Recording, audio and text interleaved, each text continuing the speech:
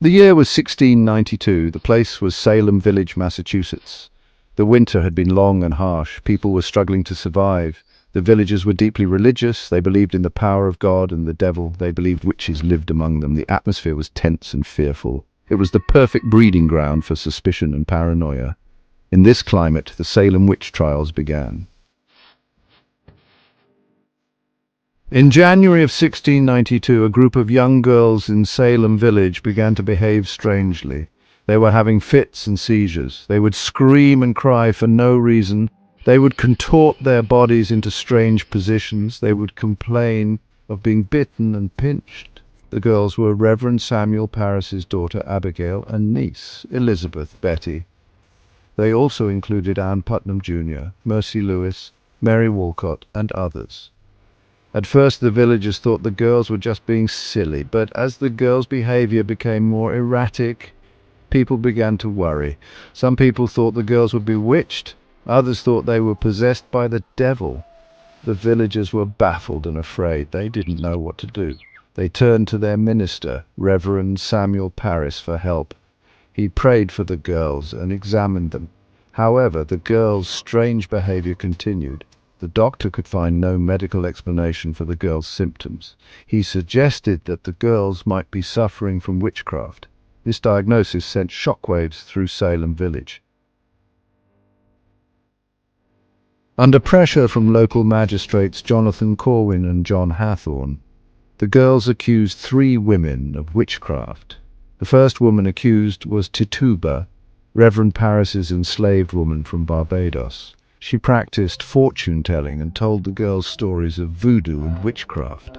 The second woman was Sarah Good, a poor beggar woman. She was known for her sharp tongue and bad temper. She was often seen muttering to herself. The third woman was Sarah Osborne, an elderly woman who was bedridden and known for her eccentric ways. She was also involved in a property dispute. These women were outsiders. They were easy targets for accusations of witchcraft. The accusations against Tituba, Sarah Good, and Sarah Osborne were based on prejudice and superstition. The villagers were quick to believe the worst about these women because they were different. The girls' accusations sent shockwaves through Salem village. The villagers were horrified. They had heard stories of witches, but they never thought they would have to deal with one in their own community. The 3 women were brought before the magistrates for questioning. Tituba initially maintained her innocence, but later confessed to practicing witchcraft. She claimed that she had been visited by the devil and signed his book. She also implicated Sarah Good and Sarah Osborne in her confession. Tituba's confession, likely coerced under duress, sent shockwaves through the community. It seemed to confirm the worst fears of the villagers. If Tituba was a witch, then perhaps there were others living among them. The girls, emboldened by the attention and fear their accusations elicited, began to accuse more people. The accusations spread like wildfire, engulfing more and more people in its wake. The villagers were caught in a web of fear and paranoia. They were afraid to speak out against the accusations, lest they be accused themselves. The Salem witch hunt was spiraling out of control. The accusations against Tituba, Sarah Good, and Sarah Osborne marked the beginning of a dark chapter in American history. It was a time of fear, suspicion, and injustice. Trials were held to determine the guilt or innocence of the accused. However, these trials were far from fair. They were marked by superstition and fear-mongering. Spectral evidence, based on dreams and visions, was used. This evidence was impossible to verify or refute. Accusers claimed to see spirits of the accused attacking them. This evidence held significant weight in the trials. The accused were denied legal representation and subjected to humiliating examinations. They were pressured to confess and implicate others. Judges like William Stoughton and Samuel Sewall accepted flimsy evidence. The trials were a travesty of justice, marked by fear and paranoia. The summer of 1692 saw the Salem witch hunt reach its peak. The accusations and trials continued unabated, fueled by fear, rumor, and personal vendettas. 20 people, mostly women, were hanged as witches. They were hanged if they did not confess. They were also hanged if they challenged the accusations. Among those executed were Bridget Bishop, the first person convicted in the trials, and Reverend George Burroughs, a respected minister who recited the Lord's Prayer at the gallows, something witches were believed to be incapable of doing.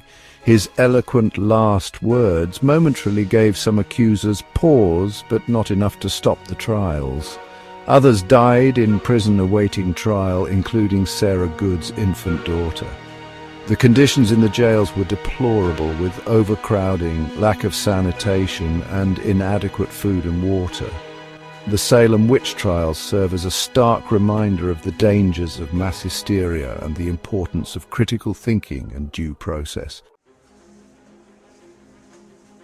As the trials progressed, some prominent figures began to express doubts about the validity of the accusations and the use of spectral evidence.